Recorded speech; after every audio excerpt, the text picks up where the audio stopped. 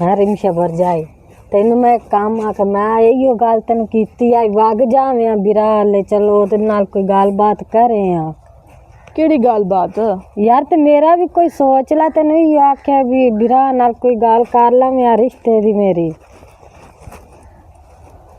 हुण तू की चाहनी कि मतलब रियाज बिरा जिहड़ा है वो तेनू अपने घर बहा लवे।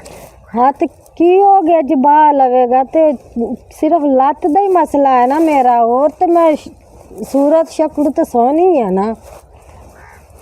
फरजाना सच्ची गल दसा ना तेनों गल ये है कि जिहड़ा मेरा बिरा है ना रियाज वो है अपना मर्जी का मालिक।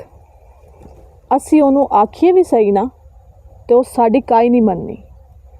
अगे साडा रिश्ता होंदा पिया पितरेरा हाल ते वट्टा सट्टा होंदा पिया ते उस इनकार कर छड्डिया कि तुसी कर लवो रिमशा दा जिथे मर्जी होंदा है अच्छा रिश्ता कर लवो लेकिन मेरा नाल कोई नहीं लवना मैं अपनी मर्जी दी करनी है।